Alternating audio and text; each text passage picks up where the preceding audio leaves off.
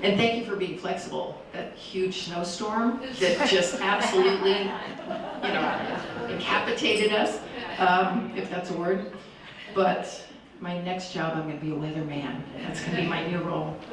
So every day, people from Boston and beyond write anonymous letters to the Boston Globe Love Letters advice column about singledom, dating, relationship woes, but more specifically, they write to Meredith Goldstein, whose care and candor have allowed her to foster an intimate online community of inclusivity between her and her readers. The column just celebrated its 15th birthday on January 22nd, yay! And given its success, it's no surprise the brand has expanded into a podcast and a memoir titled Can't Help Myself, Lessons and Confessions from a Modern Advice Columnist. Meredith also has authored other books, including young adult novels, chemistry lessons, and things that grow. She lives in the Boston area, where she records out of her basement studio next to a Batman doll and a cotton candy machine. Is this for real? we need to ask about that. She loves getting tips from readers, and she also loves the Cheesecake Factory, but who doesn't?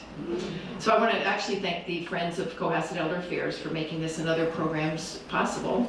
And welcome our special Valentine's Week guest, Meredith Goldstein.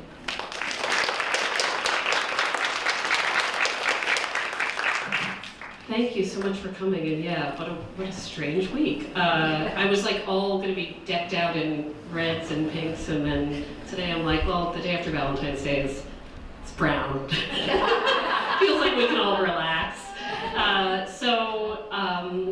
I would love to tell you a little bit about the column, about the history of advice columns in general, about the new look of advice columns in the form of podcasts, and then I want to make sure I have enough time for good questions, because as everybody came in, I can tell this is a good question group, and I want to make sure there's time for that. So this is a question without judgment, I swear. How many of you get the Globe? Okay. All right, I just like it. So I have worked at the Globe since 2001. I was hired right after the Spotlight investigation stories about the Catholic Church, so that's just a good timestamp for you. And I had come from the Providence Journal, and I had written news, but I always knew I wanted to write what we then called features. And I suppose we still do, but that means a little bit less now. I grew up thinking I wanted to be an arts writer. I had parents who were musicians, and I thought, I'm truly terrible at playing music, but what if I was a critic and decided who was good at it and who was bad at it? My goals changed when the music critic at the time of the Boston Globe took me to a very loud rock concert, and I was very miserable at holding my ears, and she said, would you be able to review this? And I said, never bring me here again.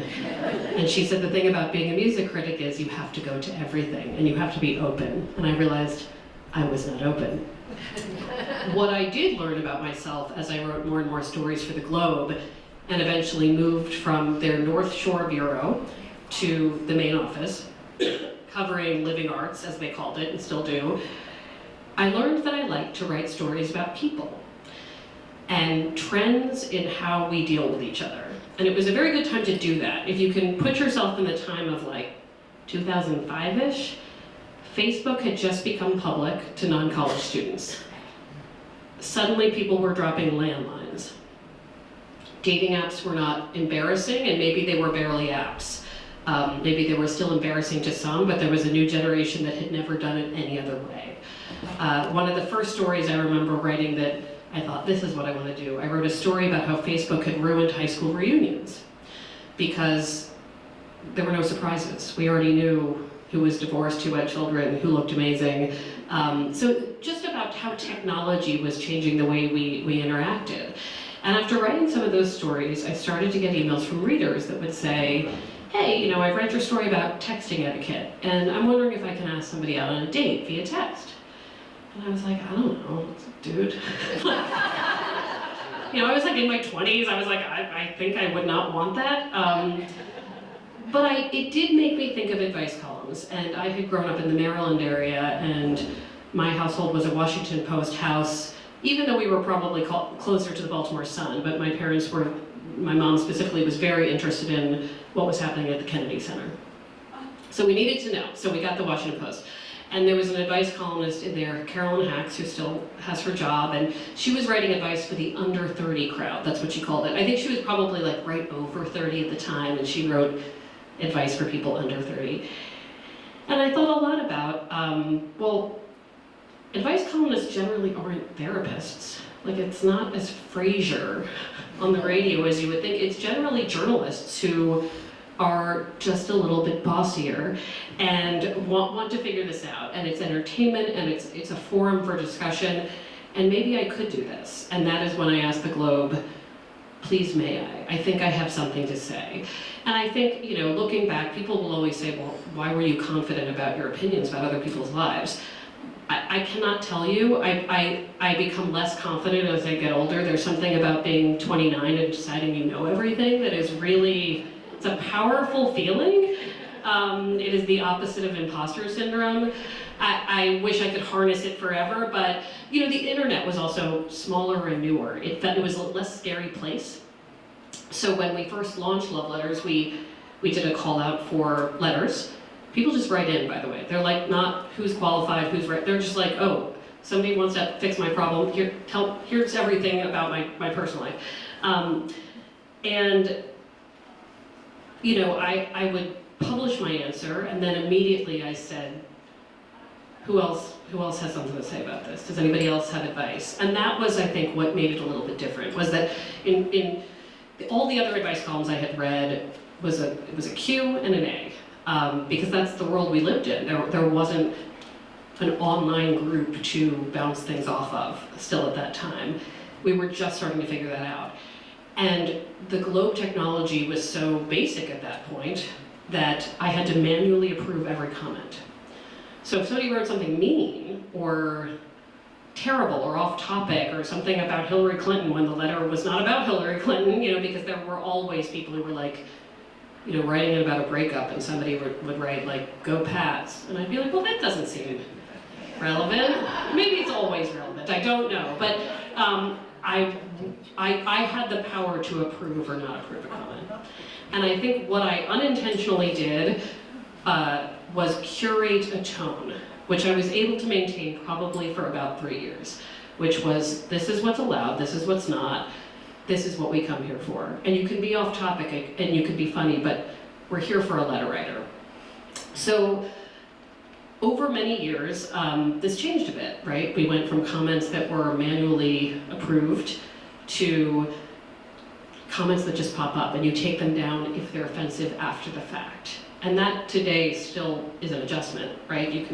There are certain words they can flag, although I have to tell you that even now at the Globe, there are 1,000 words that are completely appropriate to use in the context of my column that would not be appropriate in other forums.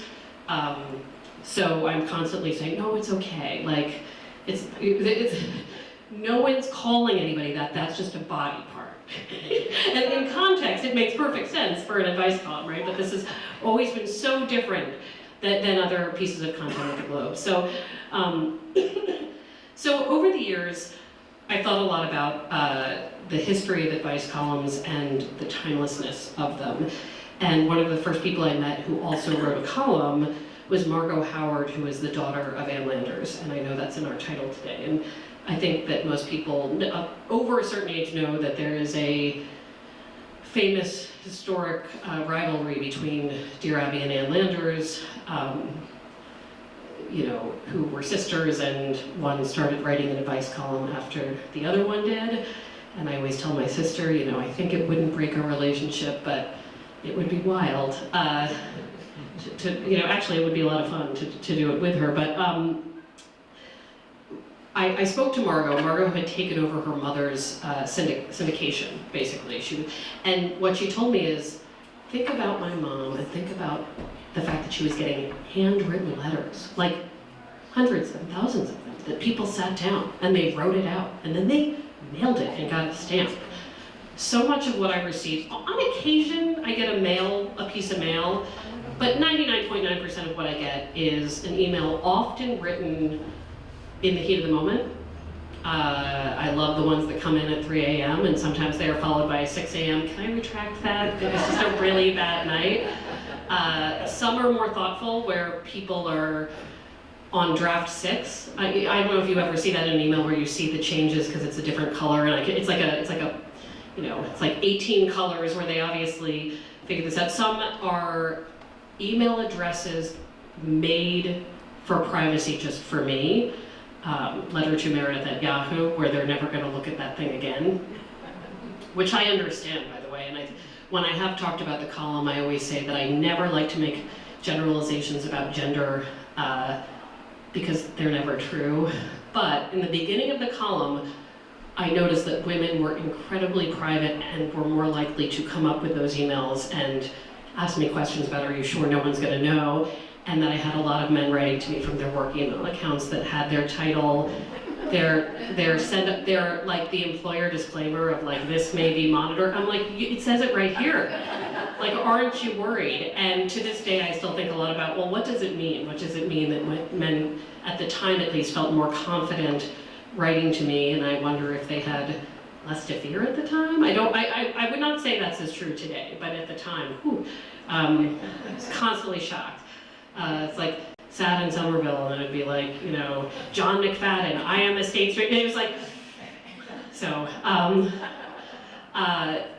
in the beginning of the column, there were a lot of problems that dealt with that new technology, right? People were snooping a lot, and they were checking each other's emails without their permission, and now we deal with too much information.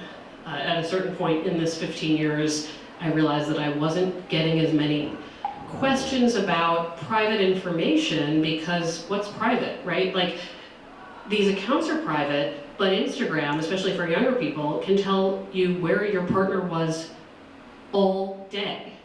The people who are very online, as they would say, are letting the people in their lives know everything. And that can be confusing too.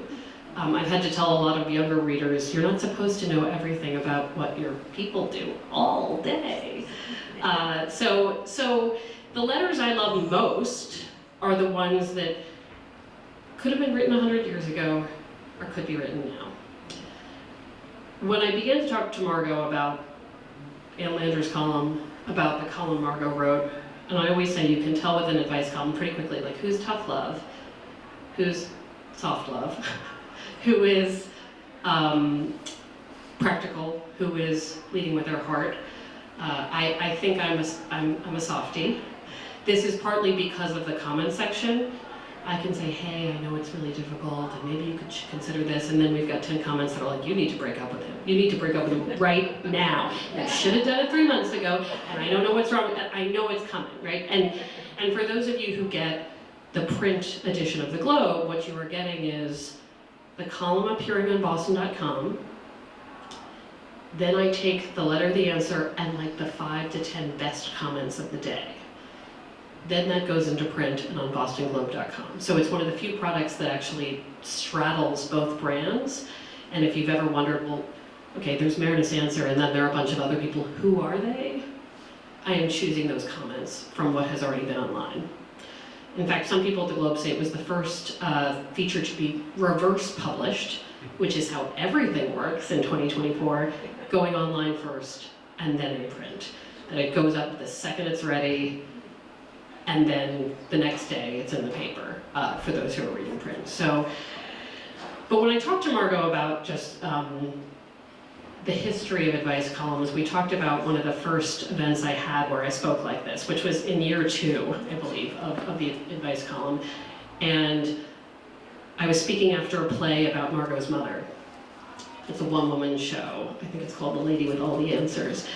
And someone in the audience said to me, well, do you know why all advice columnists are Jewish? And I was like, what?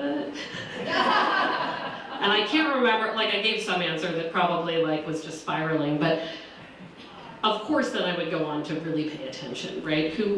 Was it true? It was kind of largely true, especially at the time. There was a real history of Jewish advice givers, not just Margot and her mother, but others. There were certainly exceptions, but culturally it seemed like quite a phenomenon that I could date back to the Bintel brief in the Yiddish newspaper. And at that point, that led me to read a ton about that and look at old columns.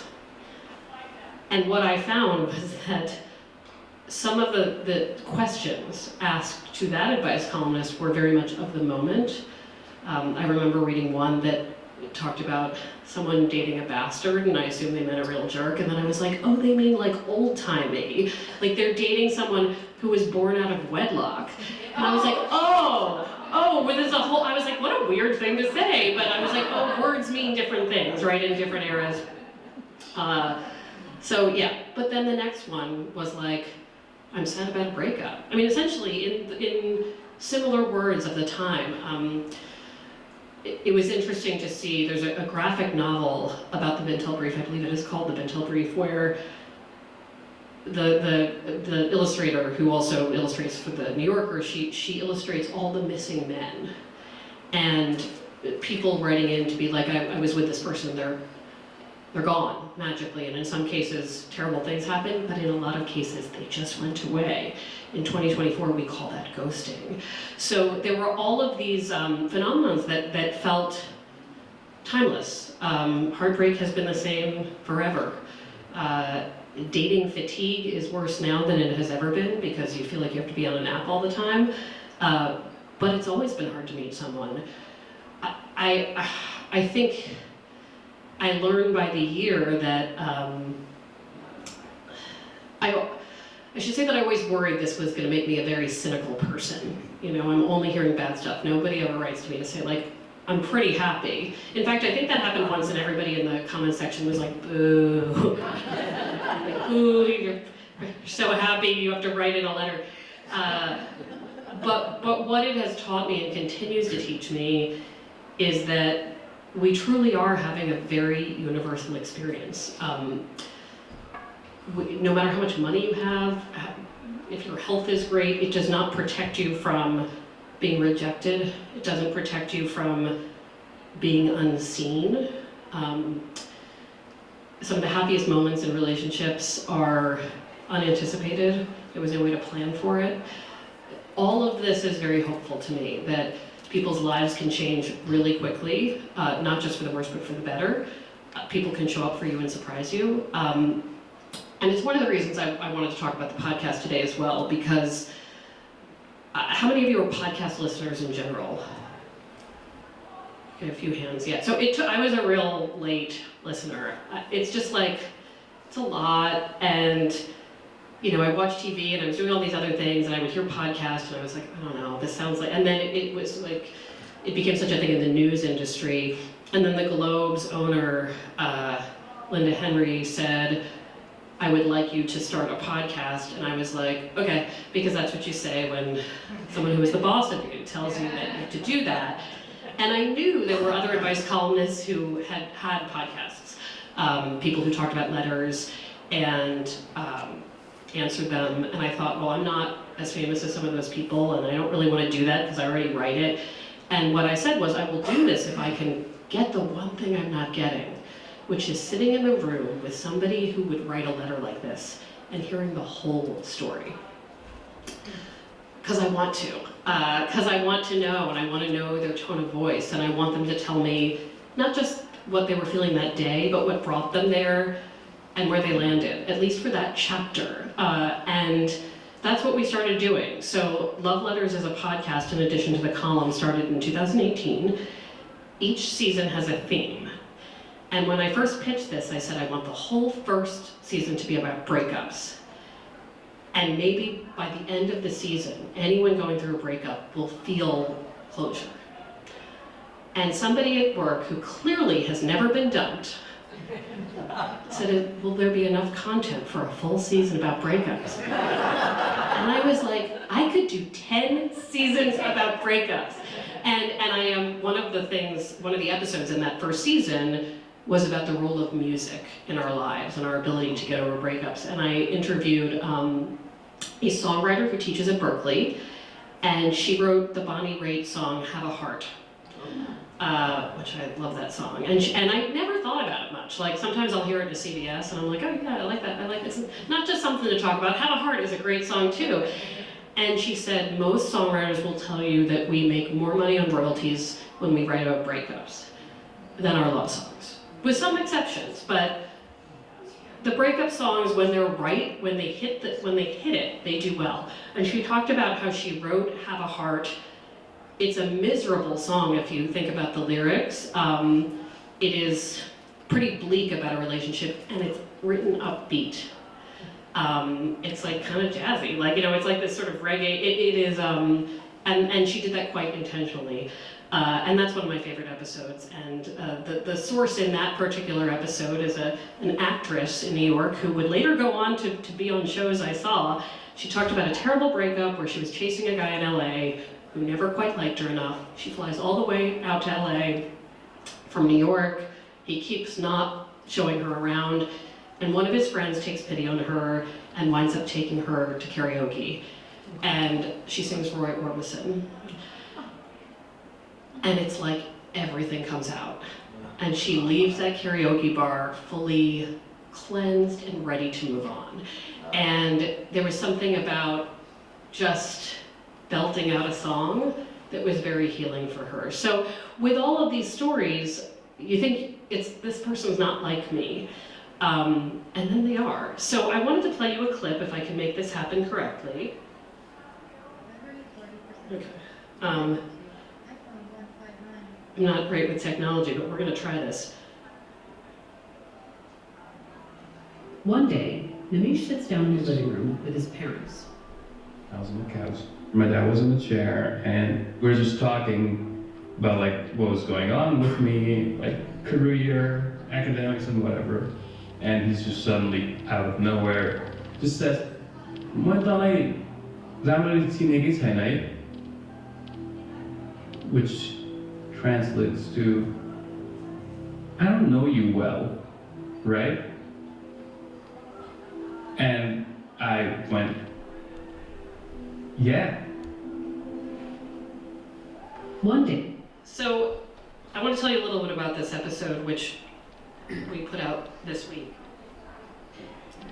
This season's theme is all about help, which seems pretty obvious because the whole podcast is about help. But whereas other seasons would be about money, would be about making changes at different ages.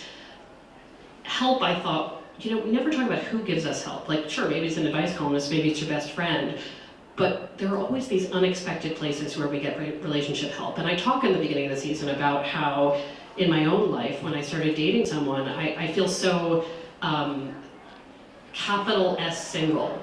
And especially, you know, I'm 46 and I have been single for a very long time. And so having a significant other I'm with, it's like, well, it's really weird. And what if I don't want to really have a partner, and what does it all mean? And I said this to somebody at the Globe, who is actually the editor of our investigations, and he basically said, can you stop thinking this big and just think this big? Like, do you want to have dinner with him tomorrow? And I was like, yeah, sure. And he is recently married to someone else at the Globe who was a single mom, and I said, you know, how did you make the choice that this was the life you wanted? You gave up your whole cool single bachelor life to be with this person. And he was like, I stopped thinking here, and I just thought here. Like, not who am I? Who will I become? What does it all mean? He was like, well, I keep waking up and liking her. And today I want to be with her, and yesterday I want to be with her, and tomorrow I do. And I would really like to plan something 8 months from now, and that may be a little stressful. And he's like, you know, do I want to be a stepfather? Big question. Do I like putting together my stepkid's bike and watching her ride around? Yeah, he does. So he was like, can you just go very small? And that moment allowed me to enjoy what was happening in my life in that moment. So I wanted to do a whole season about the people who help us. And this particular clip that I showed you, or played for you, is about a man named Nimish, who moved from Nepal to Medford, glorious Medford. It's like my first time coming to the US, and it's like, and I passed Harvard and I passed MIT. I kept going. Things got a little more suburban and a little less cinematic. And then I was in Medford, and I was like, great. And he began studying math at Tufts when he loves Tufts. And he realized after a bit of being a student there that he would meet girls, and they were very assertive in ways he was not used to, not the life he knew in Kathmandu. And he would start something with somebody, but like never quite commit, never quite go on a third date. And he realized it was because no one had said this out loud, but he was supposed to have an arranged marriage. He knew it was looming. It's just what happened in his family. So as he met more and more people and figured out ways to make them go away, it was when he was sitting at home with his father one day on one of the first visits he could make home after COVID. And his dad says this question. He says, I guess I don't know you that well. And everything opens up and he says, you don't. What proceeds to happen is a conversation about expectations, about desires. His father says, you know, we've always used this system and I like this system. And Nimish says, the thing about the system is it means I have to be with someone not just approved, but also someone from my social class. And I don't know if I believe in that. Like, what if I want to be with somebody who has less or more money? What if I think it's irrelevant? And they all decided that he was probably going to do whatever he wanted, and they knew that the second he got off the plane. Suddenly he had permission. And now I said, you know, oh my gosh, you must be dating like crazy now because suddenly it's a deep breath. And he said, it's the opposite. He said, now that I know I can do whatever I want, I'm not dating at all. He was like, I'm just like, I know I can. And therefore he's just relaxing. And to hear that story from the very beginning of him living in a 2-room house with 16 relatives, all the way to his family having more, wanting more for him, to coming to the US, to talking about the wealth gap at Tufts, where there were kids there on scholarship, and if you are not on scholarship there, like you're doing pretty well, and learning how to deal with that, all the way to the answer being, I'm so happily single. It's just really cool. So one of the things we're doing in terms of help this season is talking, I don't care about sports, even if Taylor Swift is there. It helps, but it's not enough. But I do care about the community and partners around athletes. I mean, I'm not worried about Taylor Swift because she's not your typical partner of an athlete, but I watched something when I moved here, coming from the Baltimore area. We had sports, but like no one was as upset about it. Or as excited, I mean, like I was around in Maryland when Cal Ripken was a big deal, the Orioles were a big deal. No one was like freaking out about it. Here, I was like, oh, this is like religion, this is something else. And I would hear talk about the Red Sox wives, like they were like one, like it was like Mothra. It was like one, you became one person if you were married to somebody in the Red Sox wives. And I wondered, what must that be like? What must that be like? Is it a nice thing? Is it a complimentary thing? Does it make you feel like you've lost your identity? I would look at the profiles of some of these women, not just Red Sox partners, but other sports, and find out really interesting things about them.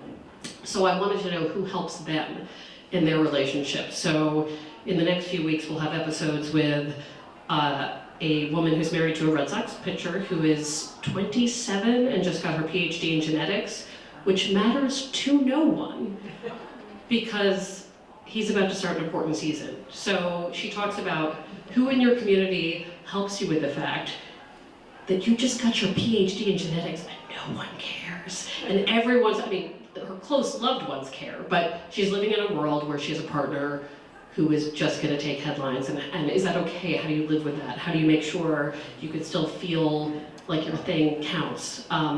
We also talked to Ray Allen's wife, Shannon Allen, and those who are Celtics people will know that Ray Allen, from what I hear, is very good at basketball and won us a championship that was pretty important. And she talked, hearing the difference between a 20-something talk about a new experience and Shannon at 49 who's like, listen, I started as a singer and as an actress and I stopped doing those things and then we got traded 50 times and I kept having to move around, and here's how I still had community and a good relationship and how it didn't fall apart. It's really, really interesting. So I want to be conscious of time for questions, but that is something too. We are looking at all different aspects of who needs help, and I think, you know, I think about the future of advice columns, I think we're kind of in it. I think that the classic Q&A of it all is always going to be really appealing, and no matter what format that takes, whether that's in print or online, people want to ask a question and they want to get an answer, and whether there's debate or not, it is one part of journalism, and I do think it's part of journalism that doesn't go out of style. Margot and Lander's daughter would say, like, it's a good place to be because, like, everybody's going to keep getting dumped and be lonely and questioning themselves, and everybody's always going to want to be a voyeur. There's no off-season. Feels more stable maybe than some other areas of coverage, but I think we do, as a group of people who are interested in relationships, want to get more into the details of it. And I think that's where the podcast comes in, which is that in hearing from people about their actual lives, we see ourselves in them. We did an episode about a trans woman who goes to UNH, and her story was all about how she thought she was going to get to college and find the love of her life. And she got to UNH and was like, oh, this is not it, this is terrible. And I love that story because it has so little to do with her journey as a young trans woman. It's just about going to college and realizing that everyone is a total mess. She was like going to frat parties being like, oh no, everybody's just like kind of drunk and not being that smart, and they're not, and I'm like, yeah, that's a lot of college. And you know, it's like, she was just years ahead of her time and thought she was missing out on something because she thought it was inaccessible to her, when in fact it was really just age. So I find that with every single one of these stories, even more than the letters, I say, oh, I'm exactly like this person. They're nothing like me, and yet we are exactly like each other. And it makes the world seem a little bit smaller. Yeah, so I would love to open it up to questions, because I want to get into some of that stuff. And I'm happy to talk about, obviously, the column, the podcast. I will also answer Globe questions, because I think some people are just really interested in newspaper-y things. But I just want to make sure we have enough time, because there are a lot of you, and I think you will have good questions. But somebody has to be not the shy person.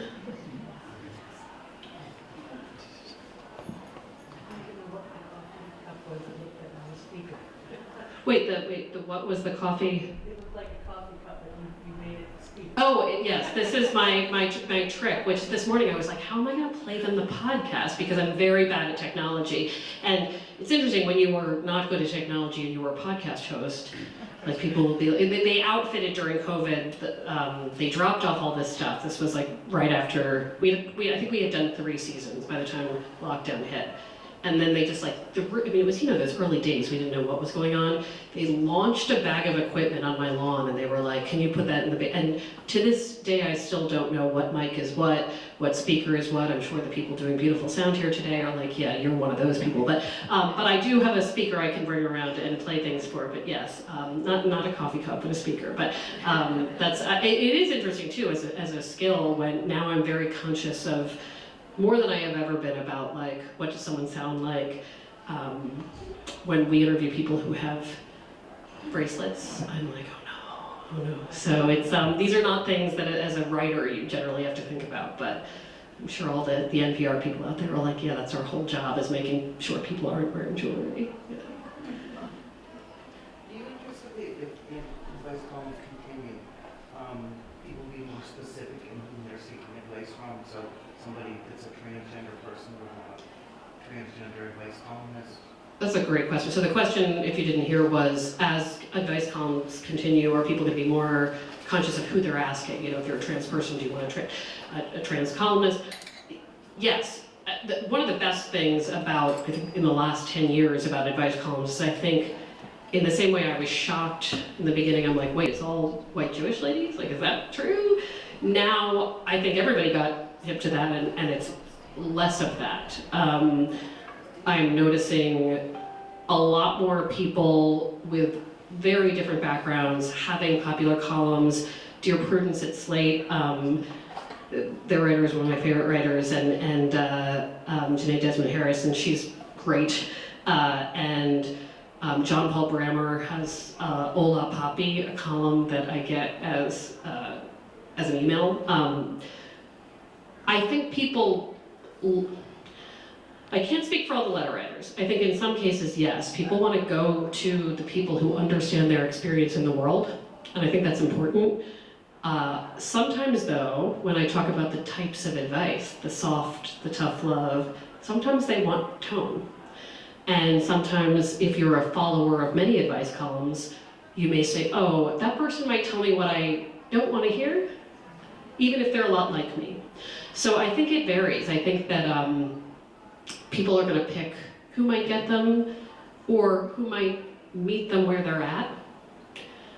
I don't generally, with few exceptions, I'm never like, definitely get a divorce, definitely do this. Often I will say, isn't it interesting that you wrote 800 words about why you want to get a divorce, but you're not sure, and you told me not one thing about why you love your partner? Or the flip of that, of you've written everything about loving this person, and your problems seem pretty small in comparison. Like, we all self-edit when we write a letter. They decide what to include, they decide what not to include. So I have to take that into consideration, that they didn't think to tell me about their perfect anniversary date because it no longer applies to the moment they're in. So for me, most people are gonna get, here's what I'm getting from you. Here's what I'm noticing about what you're telling me, and here are some things you can do with that information. But I know there are other, Margot will say, even as someone I know, Ann Linder's daughter Margot is a stern advice giver. She has definitive answers. I once asked her, as a friend, how long do you think a honeymoon period can last? It's an answer I would say, well, for different people, it's different. She was like 3 years, end of answer. It's like, okay. And she's been married like 4 times, so she was like, I know. She'd be okay with mine. But I hope that answers, yeah. So. Do you distinguish different kinds of relationships that people are seeking here from not solely marriage, people that are seeking friendships, from companionships, from soul brothers, soul sisters relationships? So the question was about, do I deal with people who are seeking not just marriage, but different kinds of relationships and partnerships? And is that so? This is a really timely question to ask. And so I have always been someone who had other models for partnership in my life than person marries person and then they have some life, right? I mean, most of my older family members are married to partners, and that's just the way it is. But I also set up a couple I knew, and 20 plus years later, they're not married, but they are domestic partners. And I've just had other examples of, like, not just without marriage, but of just different ways to do it. And I think that as I move forward in the column and in the podcast, I am finding out that we're seeing a lot of stories about polyamory. I don't know if you've seen it, the Globe's doing more stories. And I think it's true that it is a growing community, but I think a lot of people I've spoken with are like, it was always kind of a thing, whether we called it that, whether it was accepted, whether it was known, this has existed. Polyamory, which is like the idea of having a unit of partners. So they can look a number of different ways, but we've had actually 2 to 3 episodes, I think, about polyamorous units on the podcast.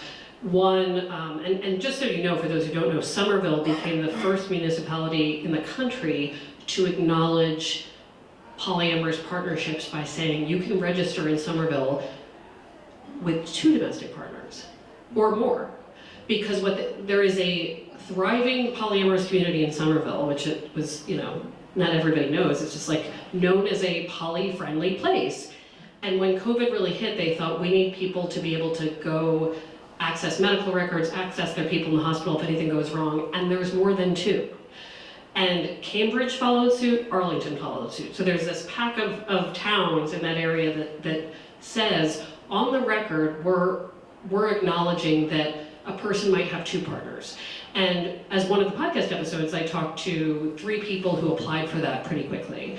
And their unit is that it's like a wishbone, I guess. It's like a V. Like there's a woman who has 2 partners, and the men are, life partners, but not romantically involved. But the 3 of them are a unit.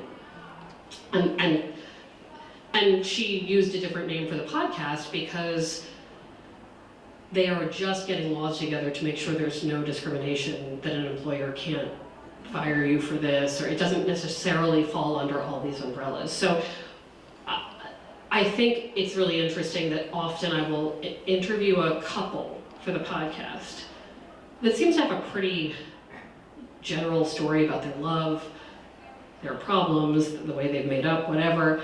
And then I find out, at some point in the interview, that they have had an open marriage for 5 years, that they have an open marriage now, that this rule is different for them, that it's no relationships have ever looked the same. But I think in 2024, the world is getting much better about less shame in it, talking about it, acknowledging it, and I think I have long seen this acceptance, understanding, and communication in the gay community, not always, but where there is a, let's talk about how this works for us, and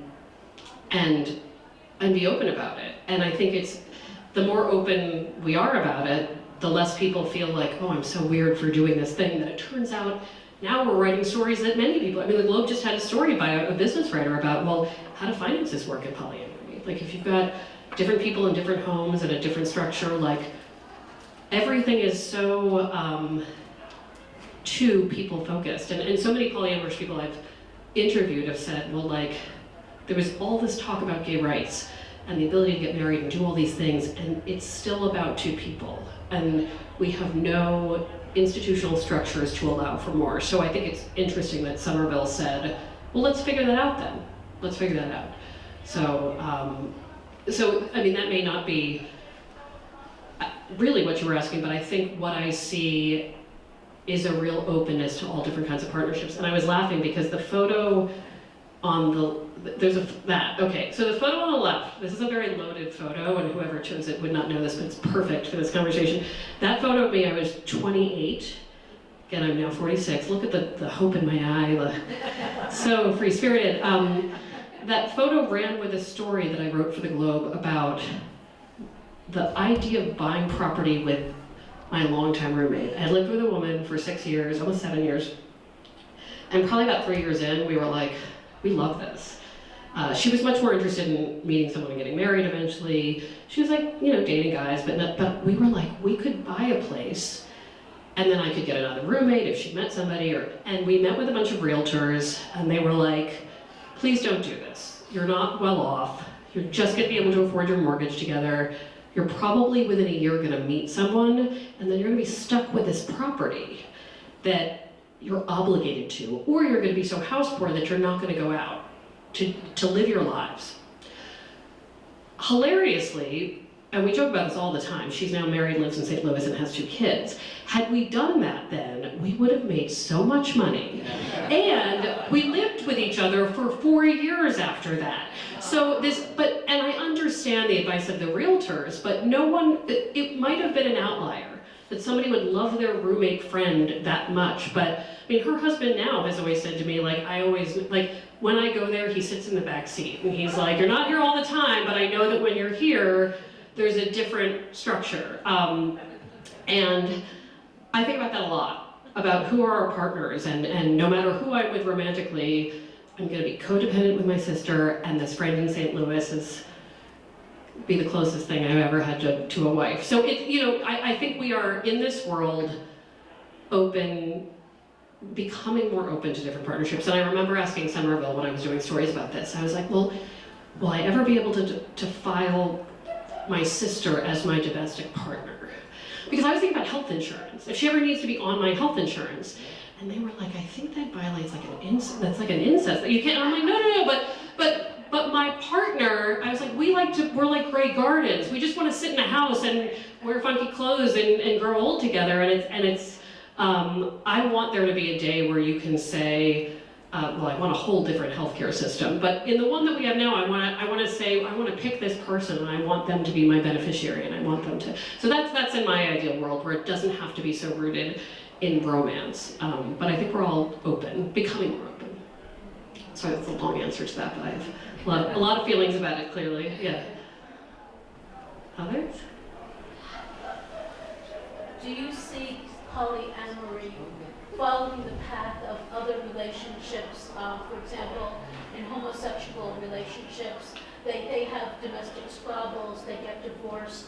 Do you see that we've not yet reached to the point where now people are seeing that polyamory is not all it's cracked up to be?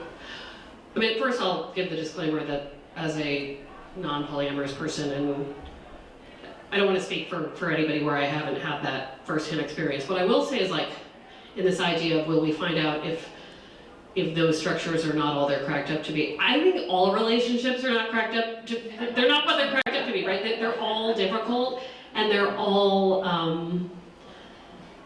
I think we're gonna see that it is as flawed as anything else. And I think that if we have the structures to help those people, that's good, but I am less worried about some internal flaw in that concept, because I think every situation is different, than I am about what I see in a city like Boston, where I think there are a lot of people jumping into living situations because of they can't afford housing. Like, when I think about, I'm not worried about different ways to do relationships. I am worried about the escalation of relationships, or having to stay in a relationship you don't want because the rent in Boston is $2,800 and the salary is $40,000 a year. That is where I'm like, wait, we're not setting people up to be able to live healthy on their own, to not be on somebody else's health insurance. Like, you have to be able to be single and live alone feels like a gigantic financial luxury, especially in a city. So that's what worries me, is that I think back in the day, you know, my own parents, finances were a huge part of why they coupled up, got married, why they got married when they did. Of course it was. And then at some point we started talking about this as a love choice. And it is, and it can be, but it doesn't mean that these things aren't a part of it. These practical matters. And I read a lot of romance novels, not surprisingly, it balances all the problems. But I've been reading a lot of Regency romance, and there's talk about well, if this family combines with this family, and then we're all Bridgertons, right? And then we're all, you know, there's a lot of combining romance with the really gross reality of money. And sometimes I think we're all in denial about the role finances have in what we do today. So, but that worries me more. And I think for a lot of people, one thing I'll say about interviewing the polyamorous people is that they're like really great communicators, not across the board, but there is a higher bar for communication at the start. What are we trying to do here? Who's happy? Who's not? What are the terms? What are the boundaries? And I think you could talk to two people who've been married 10 years and they've never asked those questions, and they're simmering about it, right? So it can open up discussion. And the polyamorous, are they legally together? Like, have they a marriage type thing? So in Somerville, you can file for domestic partnership, and that's the limitation of that. Now, I've asked the question of, well, how much does that mean? A city ordinance, do you have to live there? And let's say I filed in Somerville with two partners, would the Globe insure those two people? Those are questions I don't know, and I think when a municipality like creates an ordinance, it starts to work its way into practice. Who embraces it, who doesn't. Like, this is all like a work in progress. But right now it's like a domestic partnership status. It's not a ceremony that brings them all together as a united unit. I mean, they can have a ceremony, but it is as much as any other domestic. You know, a lot of people, before gay marriage was legal, they'd have a domestic partnership ceremony, and you could do that, but there's no specific, it's as simple as marriage, where having officiated a ceremony for the first time this year, I'm like, oh, all we really had to do was show up and sign this piece of paper. We didn't really have to do all this other stuff. So it's kind of the same when you think of it. It's like filing paperwork. What role does faith play in what you write? What role does faith play in what I write? That's a really, really been asked that question. Well, so I am Jewish. I am a pretty secular, uneducated Jewish person, just in the way I was raised. So I remember being the only Jewish kid in my elementary school, and every year my mom being like, "You have to memorize the dreidel stuff because those kids are going to ask you, and you got to know." And I'd be like, I'd like cram the night before because I didn't know, and I think for a long time I thought, and I wasn't bat mitzvah, I think I thought that meant that I like wasn't a good Jewish person who knew some stuff. I would later learn that I'm like deeply culturally Jewish, and when you're raised by a bunch of Jewish people, guess what? Like, it's a part of my life, a huge part of my life. That said, like many Jewish people, I'm like, don't think about religion that much, and I think I spoke once at Harvard, and their humanist chaplain said, well, every time I've read anything you've written, I think you are a humanist. And then I Googled that. And I don't know if that's true. I mean, it was an interesting thought, right? Where it was like, if you were sort of deleting religion from the conversation and there was a spirituality involved in like, how can we all be good to each other? Yeah, like I'm kind of into the how can we all be good to each other. I think a lot about that, about what we owe each other, what we owe ourselves. So that probably is a little bit more of a faith than I think, but I think... What about transcendence? Do you believe in any transcendence? I think I am a very practical, I think I'm a, good deep questions today. I think how I would talk about transcendence is, in doing an advice column, I have to believe people can change even in the smallest ways. That might be the lightest answer to that question, but does that concept probably does affect how I give advice. But yeah, but I think that's probably, I mean, I think as a journalist who cares about how people treat each other, it's probably much more rooted in where we're sitting and standing than I know. But I'm sure it's all there without my thinking about it. I wonder if I look back what I would think about my own answers. But yeah. Two things. Number one, I grew up in Somerville, and I am delighted to see the difference of when I grew up in Somerville and what's going on right now. It's terrific. But I wanted to ask you, I realize you are, your niche or function within journalism is advice, but I'd like to hear you talk a little bit about what's going on with journalism, Sure. with print. In particular, there's a conglomeration and in many cases elimination of particularly local, but you know, we used to be a city of 3 newspapers. Yeah. Anyway, I'd like to hear a little bit about that transition. Sure. Particularly where you're transitioning or doing both, really. Doing it in writing, but doing it verbally as well. And I do very much enjoy your t-shirt. It says chicken pot pie for those watching at home. It's very comforting. So the question was See about... what it says underneath? My eyes are... It says, my 3 favorite things. Beautiful. Okay. We'll talk after about where you got that t-shirt. So, the state of journalism. Big question. You know, in the last few weeks there were a massive round of layoffs at the LA Times, and it was very depressing, and I ate my feelings, and we all got scared. I thought when I started journalism, when I really started with my first big job, I had been at the Providence Journal, and then I got an almost job offer from the Baltimore Sun, you know, closer to where I was from, and then the job froze, and they were like, you know, journalism is really on the decline, and like, this job might not open, and then the Globe hired me, and I was so excited because I really wanted to be in Boston. And like 5 years later, I was heard journalism is really on the decline, and like, I hear this all the time, and it doesn't mean it's not true, it just means that it is having the most uncomfortable journey as it grows and shrinks and grows and shrinks. And when I first got to the Globe, that building off 93 South, it was like, the staff was so big, they had a dry cleaner in the building, they had a bank in the building, and then by the end when we left, it was like kind of a weird ghost town. But on the other hand, we didn't have online employees, we didn't have online journalists, we didn't have graphic designers who were creating movable charts that tell you about climate change affecting your area. So for as much as I see a shrinking in certain areas, then I'll see this like massive, like we have an audio team. We didn't have an audio team at the Boston Globe. So I think that, I will say this as politically correct as I can say it. I think that I have seen over the years different types of owners of media.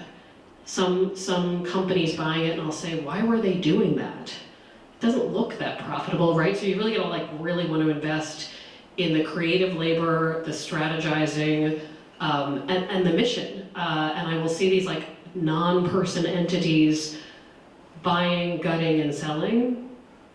And it's awful. And that goes for any other industry too, when it's not about the love of what they're doing.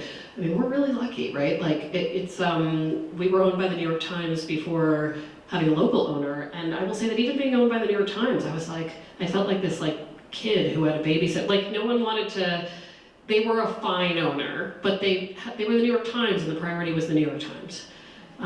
They showed up a few times when I was there and I was like, ooh, like they're you know, but I hope the right people can begin to run these companies and own them, and that there are new models for that, because I have to say, the Globe has a really high subscriber rate, particularly for online only, and like really high for a regional newspaper, and we have, I think that's for a lot of reasons. I think Boston people are really into Boston, and I say that as a Marylander, I don't know, how many of you are from New England? Okay, so like the few of you who aren't know that like in Maryland and like other places I like wasn't thinking about Boston, and then I moved here and I was like, oh, none of these people know that not everybody's thinking about Boston. And now, after living here for like almost 25 years, I'm like, everybody's thinking about Boston all the time. Like, what else would you be thinking about? But we benefit from that because people care about living here. The friends I made in college at Syracuse were like, of course I'm returning to Boston. And then I would say, where in Boston are you from? And they'd say New Hampshire.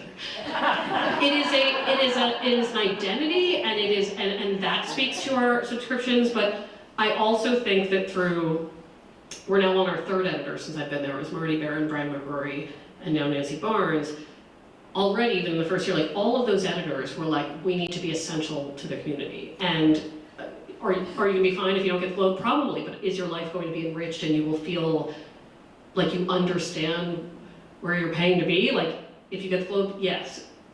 But we've also had owners that have said, it takes money to do that, and then we will get it back if we invest correctly. So that's my hopeful take, is that if more people go into this for the right reasons and with the right expectations, my gut tells me some people go into this thinking they're gonna find a magic solution to making the kind of money newspapers did back in the day. And they're never gonna make that. And it also had a larger, from what I understand, profit margin than any other industry anyway. So it also makes us really thoughtful. Like, what do we need to do? Where do our resources need to be? And like Boston is an incredible food community. We're in an incredible food community. We don't wanna, it's not always about the biggest headline, it's about quality of life and like how are we capturing and adding to your quality of life. So I don't think it is hopeless. And the young journalists we have at the Globe, we have a pack of them, are excellent. So I have a lot of hope that this is a difficult time, but that despite all the reports of like, it's over, that it's not, and that also, hopefully we will teach media literacy more and more as people grow up. Because I will say to my sister, who's older than me, where do you get your news? And she'll say like, oh, Apple, it's just like right there. And I'm like, well, are you looking at where it comes from? And she's like, so, and then the minute I say that, it's like, okay, well, there's a reset. Let me see where it comes from. Let me curate the news I'm getting. And I think younger people can know that too. Anyone else? I want to know, or I'd like to know about how my grandchildren are going to be dating. Are they going to be on apps? Well, I've talked to them, and so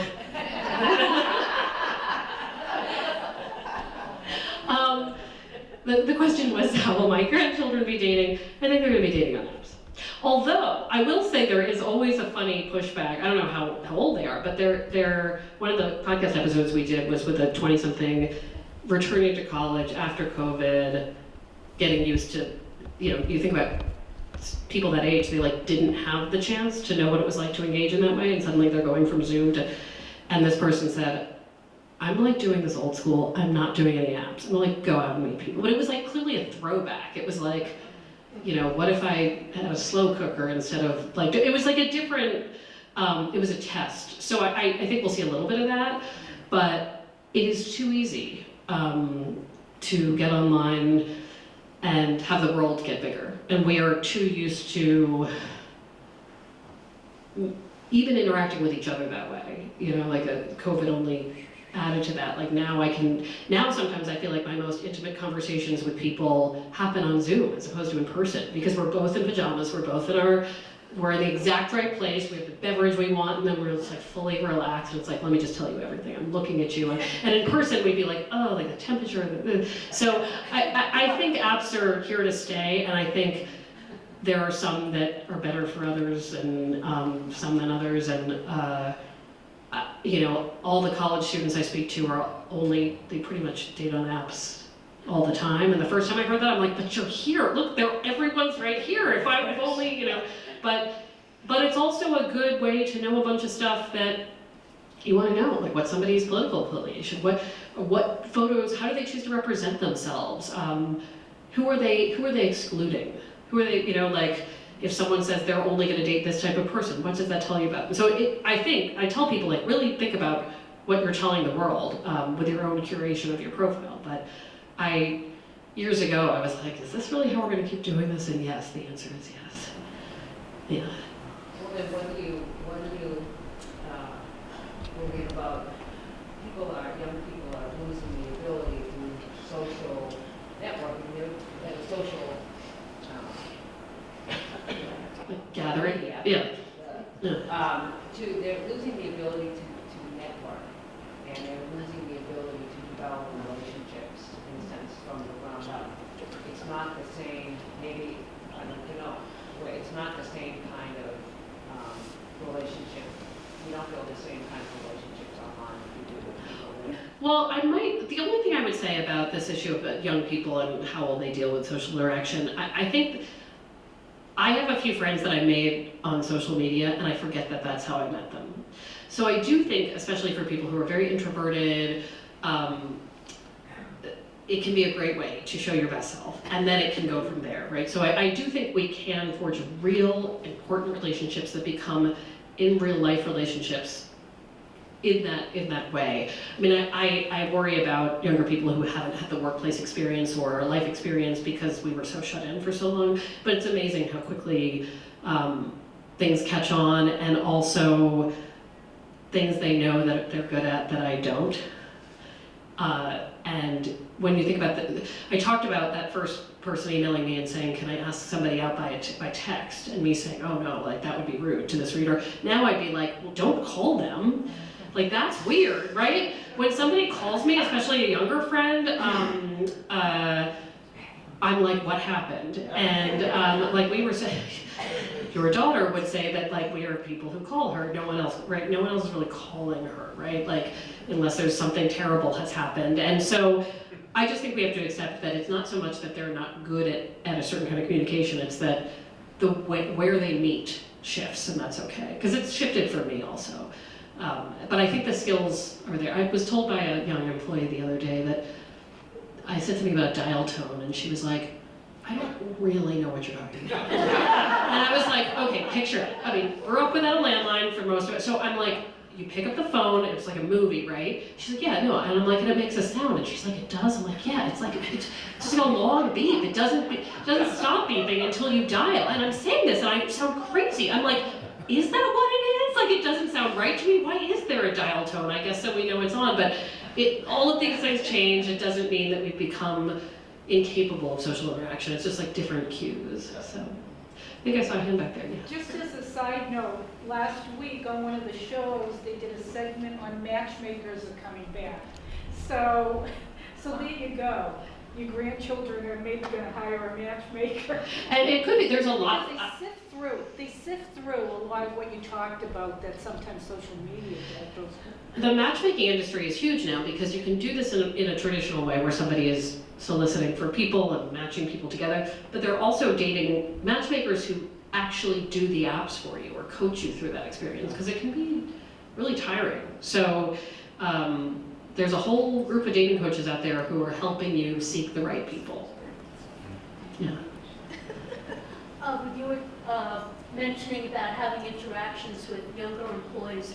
Are most of the club staff going to a physical building where you're seeing each other and seeing people in the sports department and arts and so on? So some people, I forgot how things worked. It was amazing how quickly I was like, what did we used to do? Sports has never been there because there are games and they write from the games. So our theater critic who I saw last night, he was rarely in because so much of his life. We are mostly there midweek. Most people are there Tuesday to Thursday. There's some people who are now all about Mondays and Fridays because they kind of have a nicer, chiller place. The hiccup in this is that the Globe moved downtown in 2018, so we were still getting used to a smaller but cooler and sleeker building anyway, where there was, I mean, in the old building you could like go to the JFK library, I guess, but like otherwise we were on an island. So we really liked going somewhere new where we were like, oh, we could like have a bite to eat after. So I think especially for people who have friends there or younger people, they want to go in and then they want to go out. I think some of the people who are dealing with childcare, illnesses, all these other things, they're like, can I just do this from my room? But even I was one of the last people. I was very, very COVID panicky for a very long time, and I was like, please do not make me come in there. And then when you go in there and you're like, oh, these are all my friends, and it's ideas, and it's so we're getting used to being back, especially with the new editor. It's like you want to get to know her and all the new faces. Do you always have plenty of information coming into you, emails and stuff, or do you ever say, oh, nobody's writing for me for a while? Do you always have a lot? I don't always have a lot, but I always have a sometimes spike. You know, sometimes there's a spike, and then like I'm not going to get to all the letters, right? So like if I get a lot in a certain period, and January tends to be heavy because I think people are all disappointed from the holidays or something. It's something weird happens in January. There are other times in the summer where people are doing stuff, and maybe they're a little happier because I always wonder what the advice column would be like if I was based in California, because we would not have this cycle of despair and the first son. Like, I don't even know how those people evaluate their lives without this clock. And I do get letters from other places, certainly, but I think anybody who's dealing with Four Seasons is like really affected by it. But so yeah, it ebbs and flows, but because we only do one a day or sometimes less than that, you know, we can't get to everybody. Does your podcast expand your audience then? The podcast expands the audience geographically significantly. When we first got numbers, as many numbers as they could give, I was like, oh wait, this is not a Boston podcast. They know I'm in Boston, they know I'm a character here, they know I tell stories about people here and people elsewhere, but it was like just as much LA and New York as it was Boston. And whereas the column demographic is really wide, like it's a lot of everybody, like, but it's not, you know, so many men over a certain age will be like, I read, I know I'm not your demographic, and I'm like, you are. You're all saying that, right? Because it's it's a lot of women. It's a lot of women, it's a lot of women 35, I should say like 28 to 40 probably for the podcast. It's what people think the column demographic is, but it's not, yeah. Anybody else before yeah? Has there been any discussion for the future of AI involved in all of this? In Globe-wide or just advice? Advice and global. I think I would say, you know, I'm not as knowledgeable about AI as I should. I think the Globe, from what I've seen, is more using it for like tools. Like I didn't even realize like we have a transcription service that just you say stuff and it writes it for you, right? And then you have to go back and clean it up because the AI is not going to get everything you say. In Massachusetts towns, it's really not going to.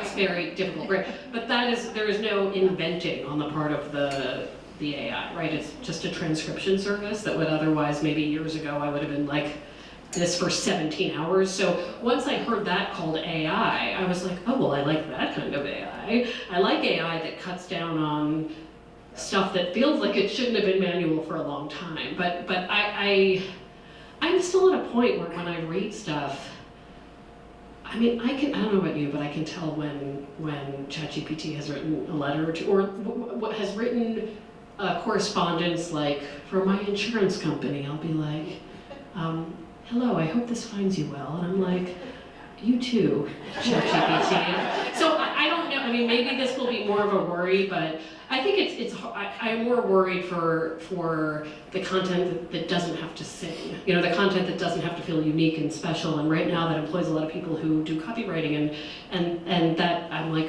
what they do is still very valuable. But I don't think it's there yet. And we can't trust it, and we have to be accurate in our reporting, so, yeah. How would you simply define AI?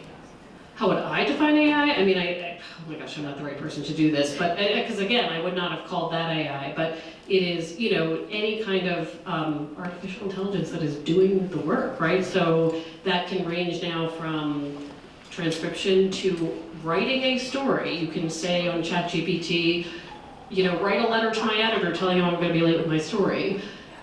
Seem apologetic, and it will come up with something, right? But my editor would know it's not me, right? So I understand why all of these authors and creators are suing these companies, because they are getting the material by putting a bunch of other people's work into a blender. But it's a mess. I mean, it's a real mess. But I'm not worried that, I think about the movies we watch, the books we read, I think about the success of Everything Everywhere All at Once, that movie, and I think, like, there is no formula for some of the narratives that touch us most. And maybe I'm being very naive, but I just think we're going to keep living in a world where unique stories and accurate stories are going to float to the top, hopefully. So, well, anyway, thank you so much. I'm leaving two things. I'm leaving a copy of the memoir about the advice column and also the young adult fiction book. No one is obligated to read it, but just for the library here, I don't know if there is a library here. I'm actually glad we didn't do this before Valentine's Day, because again, it feels like so much easier after. And I'll be here for a bit in case anybody has any extra questions, and it means so much, so thank you for coming.